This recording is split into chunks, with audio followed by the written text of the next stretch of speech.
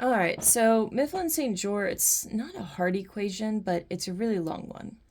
In my internship, we've had automatic calculators plug in the numbers, so I didn't have to do it. That made it even harder to memorize since I wasn't repeatedly using the formula. All of my tests, you've either had to find BMI or basal metabolic rate. So there's two formulas. There's a US version and the metric system. I never really used or learned the US version, shockingly. I've really only seen the metric system, but it's good to know both. And they're both the same formula until like the very last step. So let's see, how do I do this? Metric. So 10 times weight in kg plus 6.25 times height in centimeters. Oops. That's an M. Minus 5 times age in years. Okay, so that's the first step. So I guess I'll write, excuse me, yep. Step 1, I guess. And then the last step, you will add 5 for men, and this one's weird because it's a very random number. Subtract 161 for woman. Okay, and that's how you would find it. Now let's do the next one. It's not as intimidating when you notice the long formula is the same for both men and women, and then there's just one difference number, like one step that's different at the end. You either that subtract 161 or you add the 5. So let's do some practice ones. And remember, we're needing 4 numbers to find out the answer. You're going to need sex, men or women. You're going to need to know the age in years, so right here. You're going to need to know the weight in kilograms if you're doing the metric system. And you're going to need to know the height in centimeters. So let's do 39-year-old male is 5 feet 9 to 5 inches. Whoops, ignore that. 5 feet 9.25 inches and weighs 155 pounds.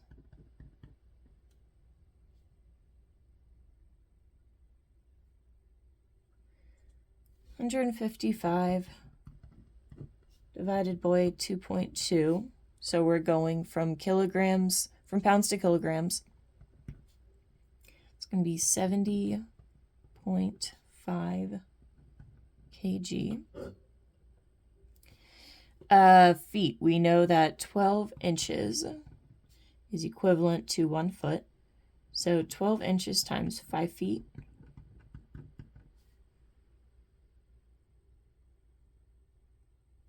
Is 60 inches.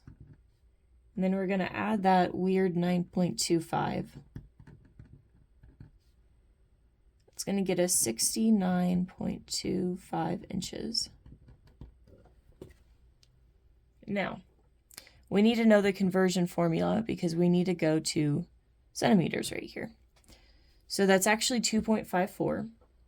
And if you think about it, you're going to want to get a bigger number than what we already have because centimeters are smaller than inches. So you're going to take 69.25. You're going to multiply it by that 2.54. 2.54 is going to be 175.895. centimeters. Now we have all the numbers and we can solve the formula. So 10 times 70.5, 5 kg plus 6.25 times 175.895 minus 5 times age 39 plus 5. Remember, we always answer parentheses equations first. 10 times 70.5 is going to be 705.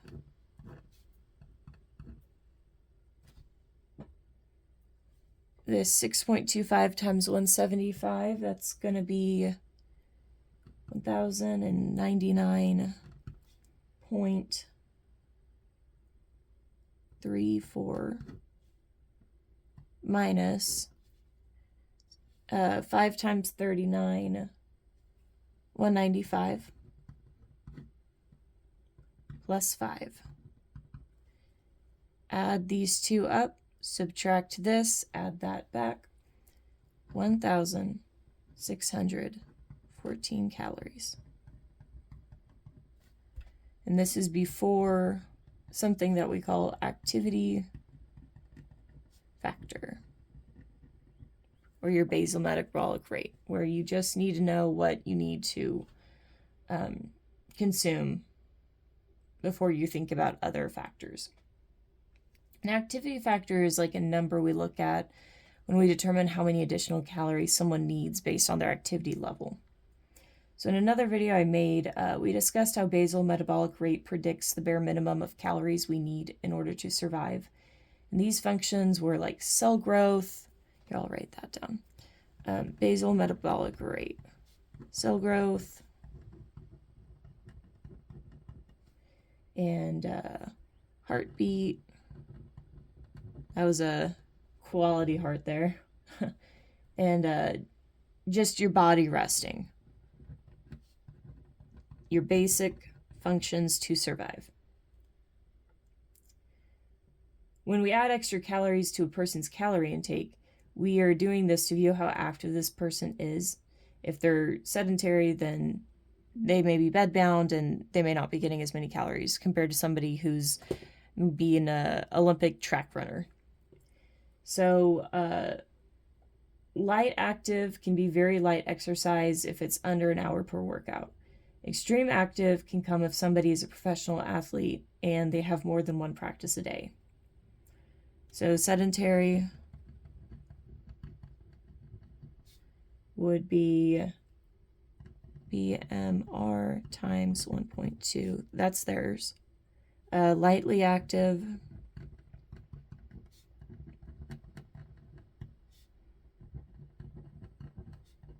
(1.3). Moderate,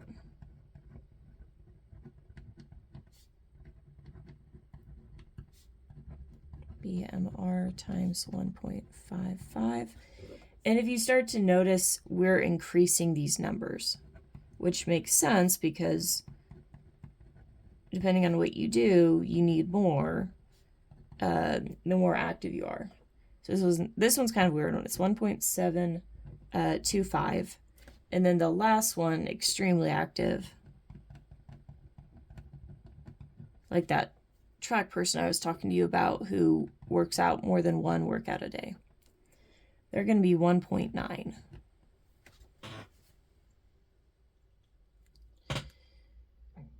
So let's say that 39-year-old is, let's say he's lightly active. That 39-year-old we're doing just now. We had that 1,614 cals, and we're going to say that he's lightly active. We're going to multiply that by 1.3. Okay? It's going to give us 2,098.2 calories a day. Notice that the number will always be bigger than your basal metabolic rate. And if you accidentally divide basal metabolic rate by your activity factor, you're going to get, if you accidentally divided it, it's going to be 1,241. And you would see automatically that that is lower than this. So you would think, if dividing that gives me a lower number, then that means it's not the right answer. So if you're stumped during the test, think, well, what is the opposite of divide? Well, the opposite of divide is multiply. And if I multiply by this, I'm going to see my numbers a lot bigger, and I'm automatically going to think, that's probably the answer because it makes more sense. My person is more active. Obviously, I wouldn't be going back calories. And even if they're sedentary and they're not moving, you're still going to have some sort of increase. It's just not going to be as big as this 1.3. So let's do another example. Say you've got a 35-year-old man, weighs 90.7 kilograms. And this, I don't know if this is the best example because I kind of converted both of them just because I was practicing earlier. But usually they'll give you one or the other, but maybe this will be a little bit easier for you. And is 183 centimeters, 6 feet. Find the Mifflin-St. Jeor equation. Find basal metabolic rate using the Mifflin-St. Jeor equation. Well, we don't have to convert the units because I already gave us the following with the metric system. So let's plug in all four numbers that we need. So we need, got the 10 times that 90.7 kg plus the 6.25 times 183 centimeters minus 5 times your age, 35. And then since it's a man, we're going to add 5.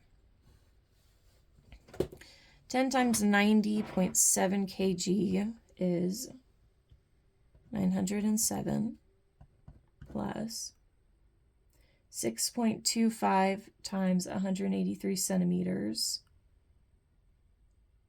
1,143.75 minus 5 times 35, 175 plus 5,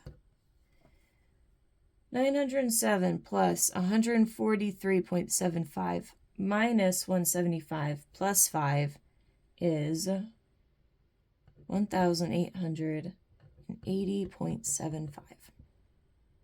Now say the activity factor is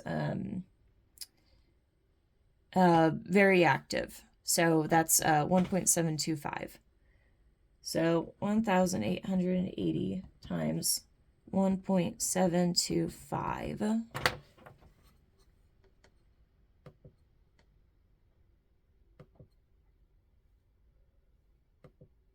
Whoops.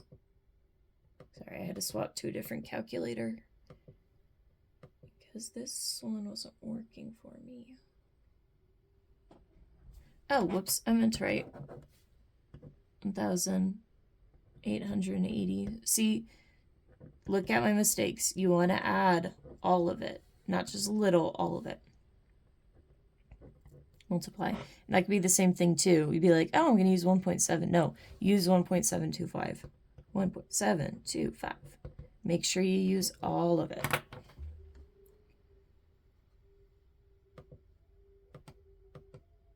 I don't know if you guys can hear this, but I've got some really loud dogs outside right now. And they're not my dogs.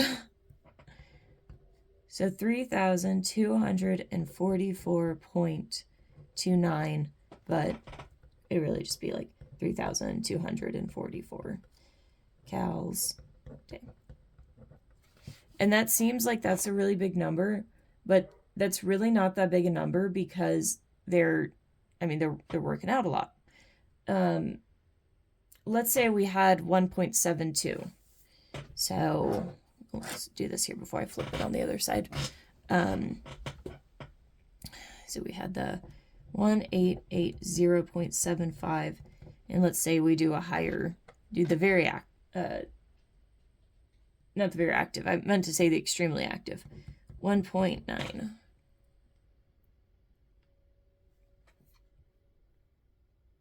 So 1.1880.75 times 1.9.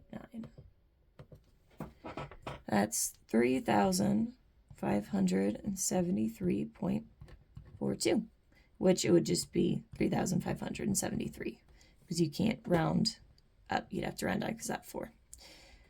And again, that seems like a big number, but if you're extremely active, you're doing like 2 workouts a day, maybe even 3, but typically they do like 2. But so it really isn't that high when you realize what you're doing. Oh my gosh. Hi, Manny. Hi. My dog says that it's time for me to stop this lesson. If you're still struggling to understand this, there is a YouTube channel that does a lot better than I do. And it's like VIVO, it's Fizz, like physics, Evan Matthews. And I'll put that in the description so you guys have a link to use it with, because he does a really good job of explaining it. I don't know if I did a horrible job, but I think he does way better than I do. So that is the end of this video.